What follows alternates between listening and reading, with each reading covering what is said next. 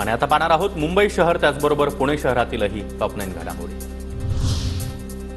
निवासी डॉक्टरांच्या मार्चचा नियोजित संप अखेर मागे। मुंबई महापालिकेचे अतिरिक्त आयुक्त आणि मार्चच्या प्रतिनिधींमध्ये बैठक यशस्वी। मुंबई म्हाडा गोरेगावमध्ये नवीन गृहप्रकल्प हाती घेणार। अत्यल्प अल्प आणि मध्यम गटासाठी घरं असणार। पहिल्या टप्प्यातील 1500 घरांच्या कामांसाठी निविदा काढण्याची तयारी। मेट्रो प्रकल्पासाठी 5000 कोटींपैकी उर्वरित 2500 कोटी एमएमआरडीला देणं शक्य नसल्यानं मुंबई महापालिकेची भूमिका। महापालिकेकडील 5000 कोटी एमएमआरडीचे असल्याचं वादानंतर स्पष्टीकरण।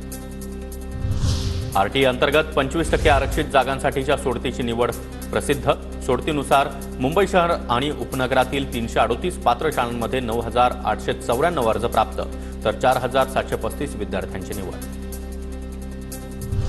पुण्यामध्ये आणखी 4 जणांना झिकाची संसर्ग। डेक्कनसह law college road, Ambegaon Budruk आणि टिंगरेनगर परिसरामध्ये प्रत्येकी एका झिका बाधित रुग्णाची नोंद। एकूण रुग्णसंख्या आता 32 वर। पुणे लोणावळा रेल्वे गाड्यांमध्ये सीसीटीव्ही आणि निक बटन बसवण्याची मागणी। रेल्वे प्रशासनात प्रवासामध्ये महिलांची छेडछाड अशा घटनांमध्ये वाढ। महिलांच्या सुरक्षेचा प्रश्न ऐरणीवर। मुंबईतील गोरेगावमध्ये परिसरात पुन्हा एकदा बिबट्याचा वावर। अचानक दिसलेल्या बिबट्यामुळे परिसरात भीतीचं वातावरण। पालघर एमआयडीसी मधील औषधी बनवणाऱ्या कंपनीला भीषण आग। सफायर लाईफ असायन्स या कंपनीला आग। अग्निशमन दलाकडून आगीवर नियंत्रण। वेळेवर खड्डे न बुजवल्यामुळे 13 अभियंत्यांना महापालिकेची नोटीस। विक्रोळी, जोडमार्ग त्याचबरोबर भांडूप, नाहूर या भागातील खड्ड्यांप्रकरणी नोटीस।